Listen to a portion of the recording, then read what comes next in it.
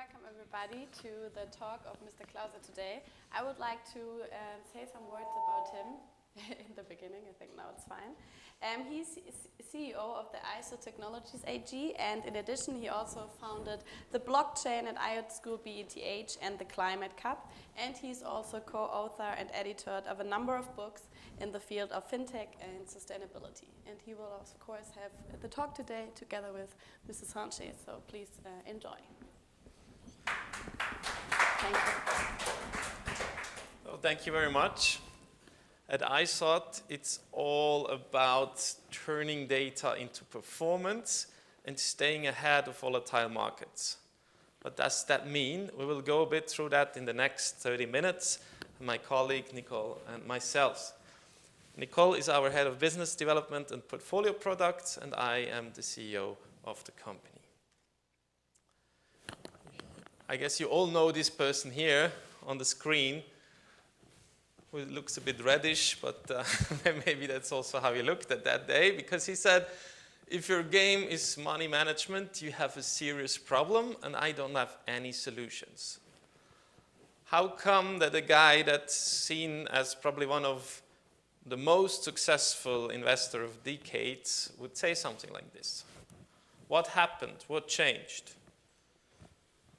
There's certainly a number of reasons for that, but one particular reason is that there is simply much more real-time data, real-time events that move markets, and there is less and less time to react. So this makes markets more volatile, very complex and hard to interpret. And actually, if you look at the timeline, we're now in 2022, according to forecasts from scholars, we're only at the beginning of this development. We're already in 2-3 years, more than a quarter of all the data that is available at any point in time is data generated by real-time events just happening more or less in this moment. Think about a very famous example at the moment, Elon Musk tweeting about something. At Aisot, we specialize in collecting, processing, and making sense out of data. So from market data to alternative data, we apply our cutting-edge machine learning models, and we take the insights that we derive from them, and we provide these insights to our clients. So we're also like everybody else in the room, or almost everybody else, we're a provider of insights or data. We're not an asset manager ourselves. And we argue that things are changing a bit, right? If you look at this a bit like a Maslow pyramid of what an asset manager or trader needs, the basis is certainly data. They need insights from the markets, from external sources, and typically they would buy this from external providers. Then you have, nowadays, you often have kind of a real-time analytics, or you can also call this nowcasting layer, for example, around sentiments. And this is also typically an external provider that would get the traders or the asset managers these insights. And nowadays, today, let's say the models and the strategies, they're still typically done in-house. But until now, many asset managers or traders, they were looking at it more from a technical analysis perspective, or they were looking at it from a value investor perspective. And this changes now. So these days, more and more investors and asset managers, they're looking at machine learning derived insights that would allow them to make sense of all these inputs that are out there. And it's becoming harder and harder for any of these players to generate good returns without applying state-of-the-art machine learning techniques. And now, how is this possible that all these companies would apply or have their own machine learning team and operations in-house? We argue it's impossible, right? Because already today we see that 90% of all machine learning models that are kind of generated in a company, especially in the financial industry, they're never deployed because there's so many hurdles in doing so. Just things like legacy systems that they have to deal with, or other kinds of aspects that would make it fail. And then we have a huge lack of machine learning talent around the world. If every financial institution and also a lot of companies outside of the financial world want to hire machine learning specialists and engineers, there's just simply not enough of them. So it's in our view, it's not possible that firm A to J all kind of replicate these things in-house. It also comes with additional problems, right? There is high costs of having a siloed approach, scaling issues of doing so, and what we should not kind of take out of the equation is also the high energy consumptions. It's quite energy intensive to apply latest machine learning technology. And if everybody does that by themselves and replicate the data and replicate all the kind of the calculations of the models, we might face problems with energy consumption quite soon. What's the solution? So at Aisot we said we want to become the prime provider of machine learning based insights for the financial industry. That means we build our platform that we call Aisot AI Alpha Platform. It's a fully cloud-native platform. We feed in all kinds of data that we sometimes harvest ourselves, that we generate ourselves, but also data that we buy from third-party data providers, especially around market data.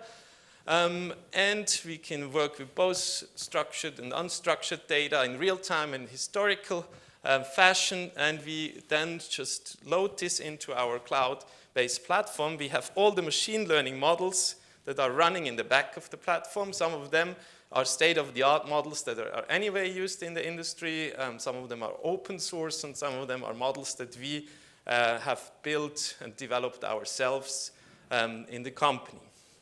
And then we can derive different kinds of products for our customers, from forecasts around volatility, prices, volumes, real-time analytics, but also fully machine learning-driven portfolios and strategies. The customer would get that seamlessly through the WebSockets or APIs that we have for our customers to work with. So the idea is that we have the next generation of financial machine learning ops, and that at one point, today we still do that manually, right? We ask our customers, what are your views? What is the universe that you want it for? What are your restrictions? But the idea is to kind of automate this in the platform so that customers can come, they would go through a self-guided process on the platform, they would kind of define all these things around the universe, around the restrictions and everything, and then the platform kind of puts out the insights that are personalized for the customer that they need.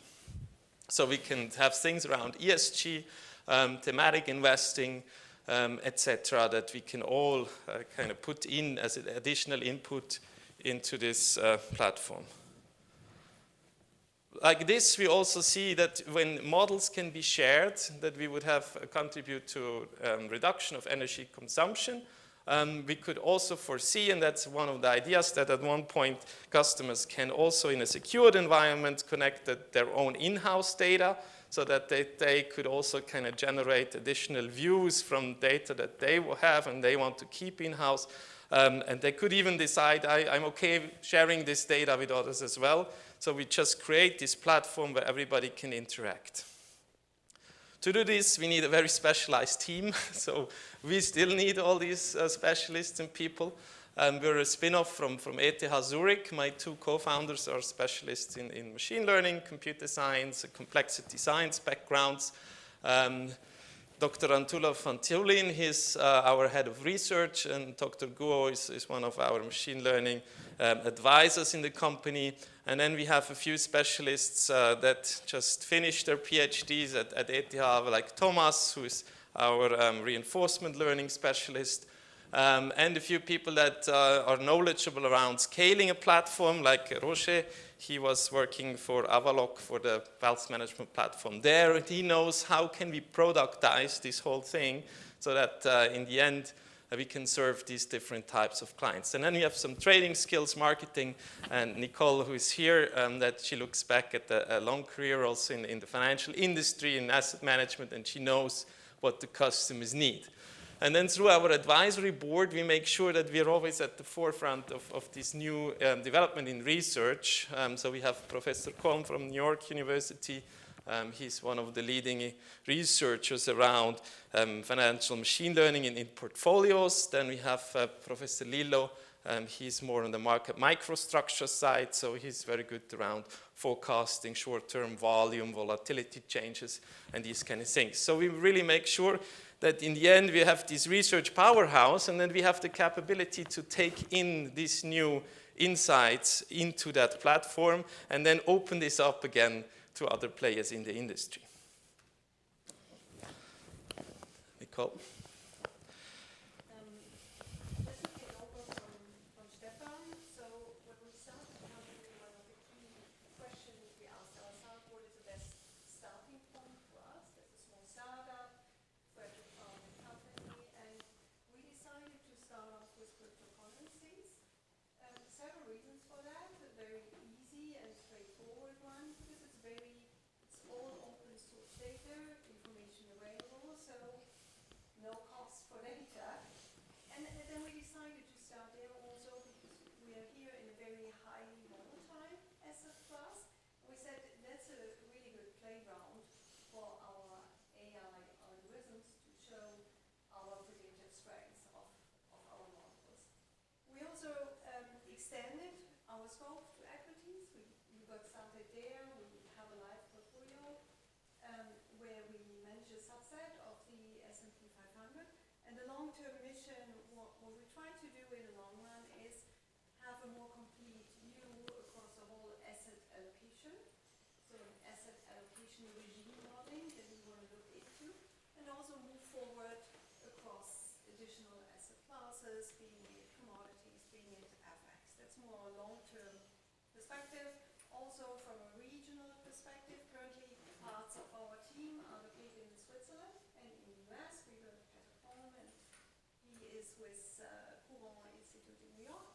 Long-term strategy is also go for UK, Singapore, Hong Kong, highly innovative markets in the AI space, highly competitive, and then as we hopefully grow further, taking a very global approach in the long run. Let's move. Yes, we have to click here. So to continue the story that Stefan had started, so basically one of the drivers for our business is that the number of underlying data is constantly growing. We see that here at this specific event when we talk about ESG, which is a huge work stream here across many of the workshops. If I don't go for an ESG score, but more for the underlying data, we have plenty of data, many of them starting to become real time. So it is really hard to master all these data, aggregate them and feed them into models if I'm sitting on spreadsheets. And according to a recent survey from Accenture and Deloitte, many of the asset managers in the industry still sit on spreadsheet applications in their dedicated research investment teams. And that's one of the challenges that we have there.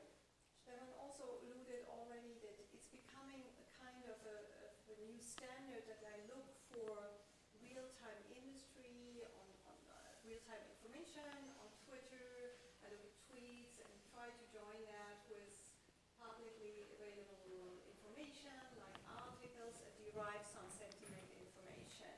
You can either do that in-house, and there are a lot of specialists in the market already doing that for you.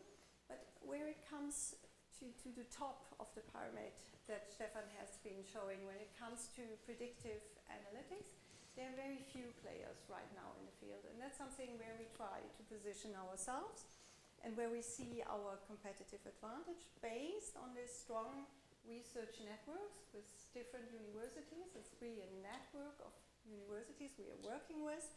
And it's really people, it's a PhD plus level on the math and data science side that we involve to develop machine learning algorithms with a respective predictive power. Perhaps we have a quick look. Okay, and then we'll take over. Yes, then I quickly take over for the trading product side. So what we then did, because we cannot build the whole platform from the start, right? We did some model collaborations in certain areas to just showcase what the predictive power of the platform.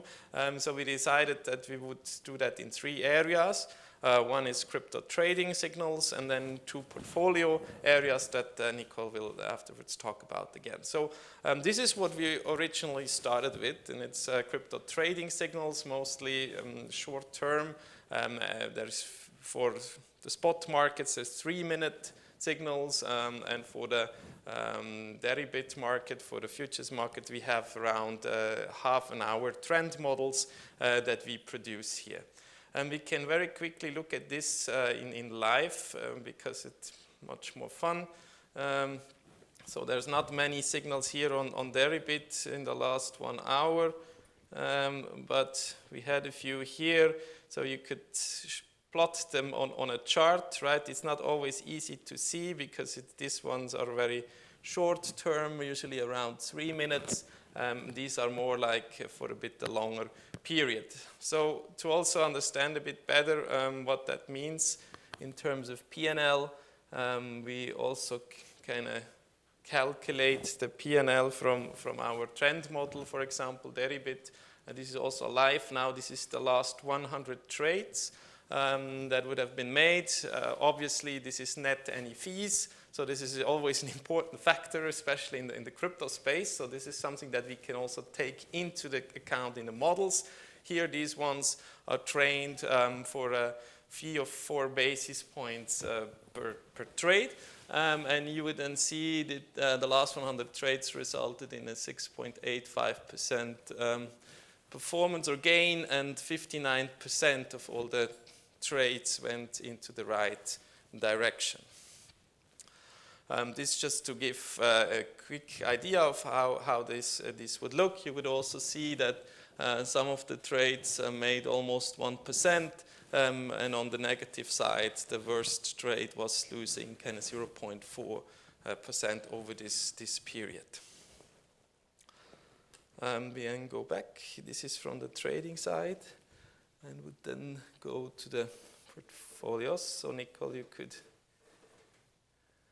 continue again. This is another portfolio optimization example from our predictive machine. So what we are doing here, we are setting up a portfolio basically along the S&P 500. It's an unconstrained portfolio, and just to show and demonstrate the predictive power of the algorithms that we use, on a weekly basis, we rebalance, and we always pick the 10 most promising companies with the highest signals. They are equally weighted, so it's really unconstrained, equally weighted. And and as we can see, we started to put that portfolio live. It's on beginning of January, and we compare it against the performance of the S&P 500. We can see there's quite some predictive power in this algorithm. The purpose of this is not to go live with a portfolio like that, but to show what type of data Aisot would be able to deliver. So in practice, this was rather work that we would work with institutional clients, and they would come with their ideas for a derived product strategy. They would give us details on, for example, which risk factors they want to include in their own product, and we would build on this and try to implement together with them and try to become their data provider for this type of active strategies.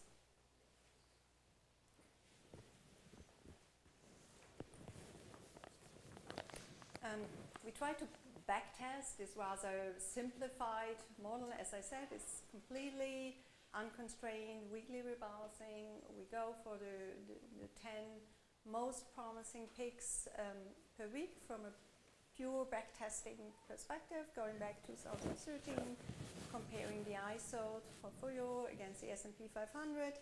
we see quite an outperformance. As I mentioned before, we only put it live beginning of January 2021. So as we all know, beta testing, it takes a certain level of caution due to bias.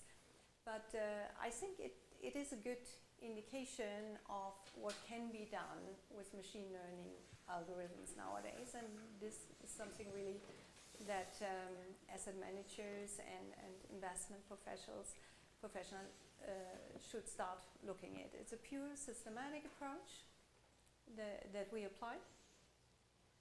And yes, it's I think it's quite convincing to try to go a step further on that and really add constraints, add customization to it, and try to push it to the limits with latest machine learning algorithms.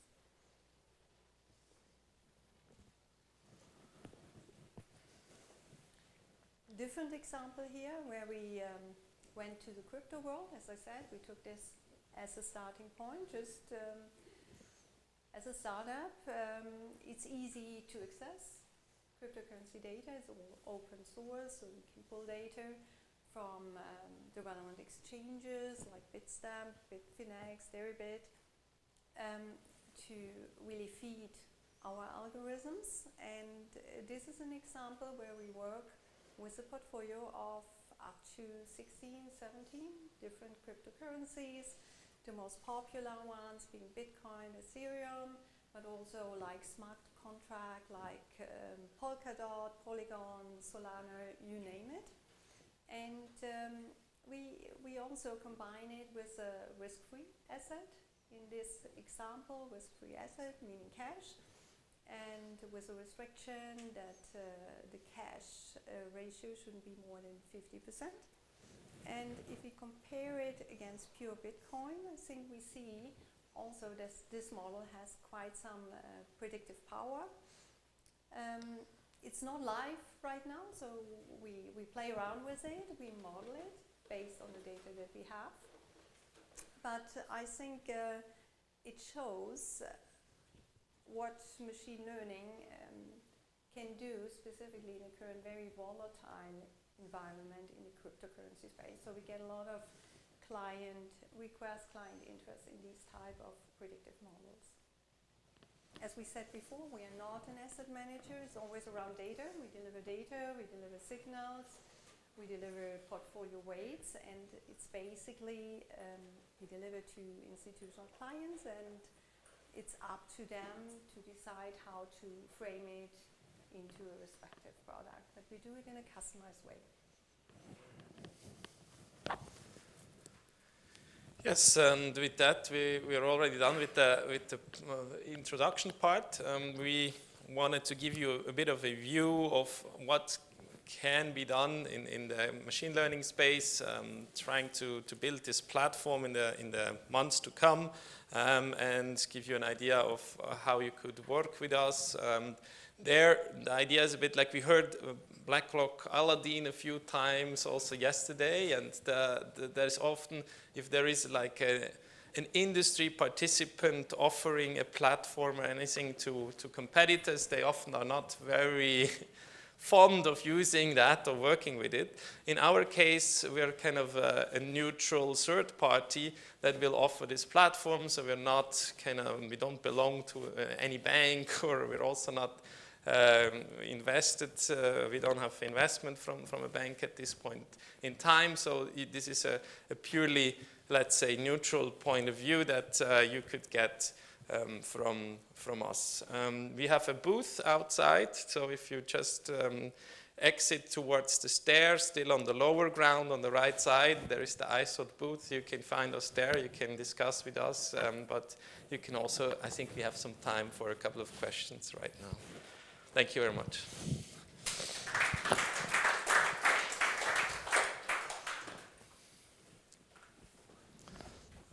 Yeah. No, maybe you can elaborate on the business model. I mean, what's your business model? Yes, so we usually want to go into profit sharing agreements with our customers. So naturally we look at how do they make their money. If you have an actively managed hedge fund or so that has a 220 model, we usually would like to take some percentage of especially the performance fee side of things. Some of these products we're also looking at launching as AMCs, these actively managed certificates. And there we usually just partner up with the company, and also there we usually get a certain percentage of the performance. When we have more like these signals, and we have, for example, a trading company that would use our signals to give their own models a certain bias or so, then it becomes a bit more difficult to see what is the influence of our signals, for example. Then we sometimes also offer just flat fees for accessing these signals. What kind of signals are you using to optimize your strategies? So the data inputs, they differ from product to product that you've seen here, especially also because the time frames are so different, right? We have the crypto portfolio here is optimized monthly, and we have the equity portfolio that is weekly, and then we have the short-term signals. So depending on that, we would look at different things, but it can range from, for example, on the cryptocurrency side, we look at the order book, at market microstructures, we look at historical prices, we can look at blockchain characteristics, work with news, Twitter, and then for other things, for example, the equity portfolio currently is mostly just looking at market data. Are you also considering unstructured events, or like, I don't know, if you identify M&A event or? Currently, we don't have them in yet, no. But those are things we, let's say when we now work on the platform and we want to open up to more data, we definitely want to have a bit more exotic data as well in there.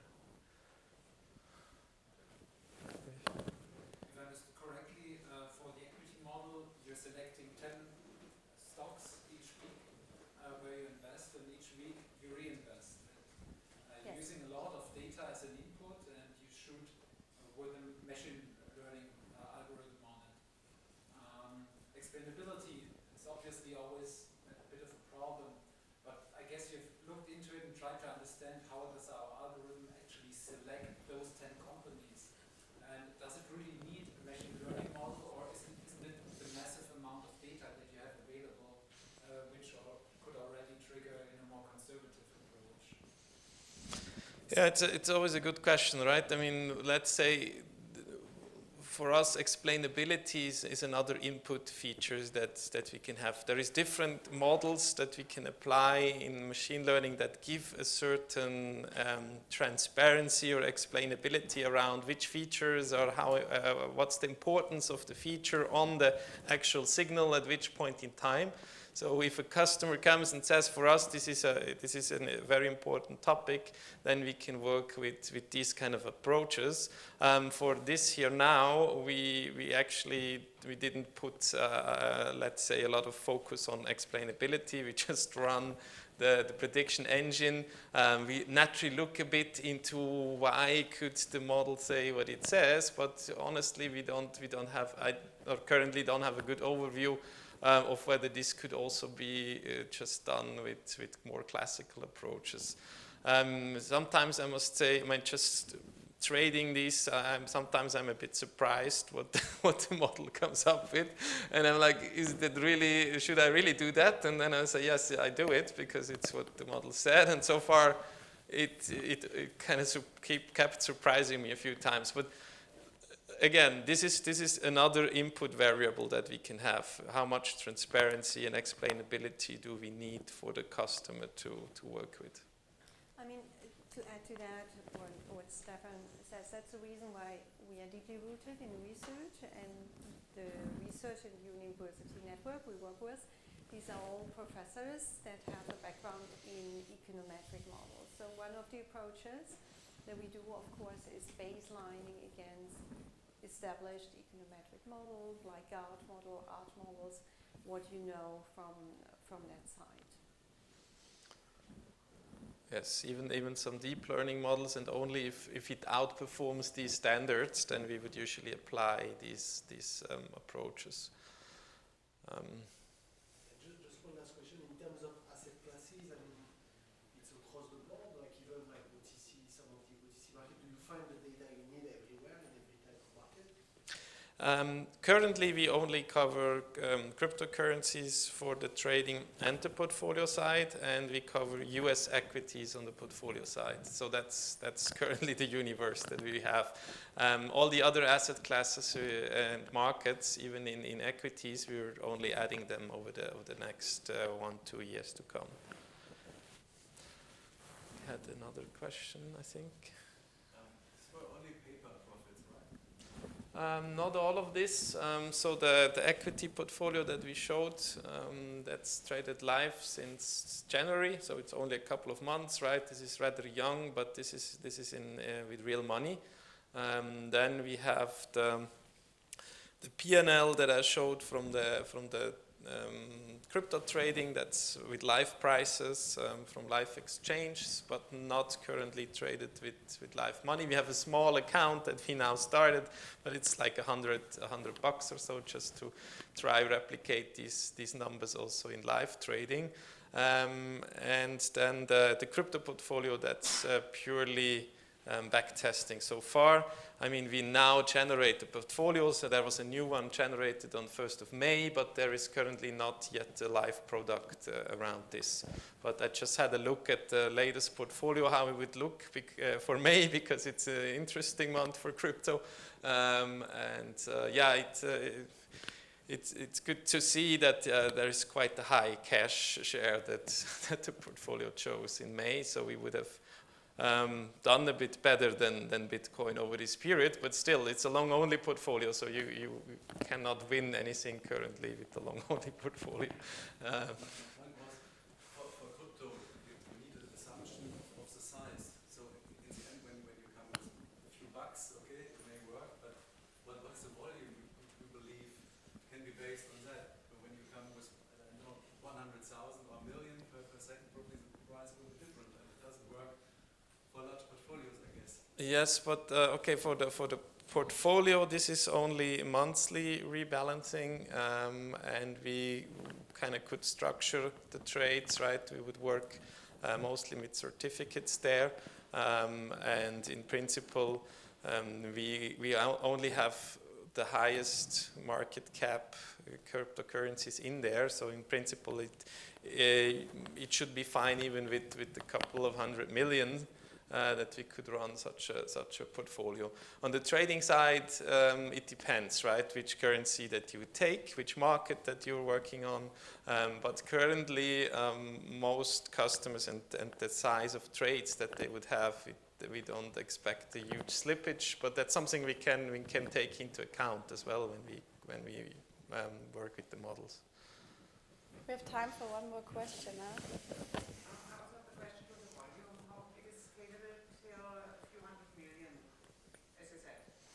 You would put respective liquidity constraints, so we would sit together with a respective client, and based on the requirements from the client, we would define the universe of relevant currencies, and then of course look at market capitalization and what type of constraints, given the portfolio size, need to be put in place. And additional question to that, is it also possible to get a long short? That would be a next step for us. Currently it's long only, but that's something we want to work on, yes.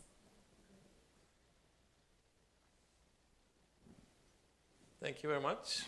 Again, for more questions, we're always there for you. Thanks a lot. Thank you. Sorry, I had to keep it short.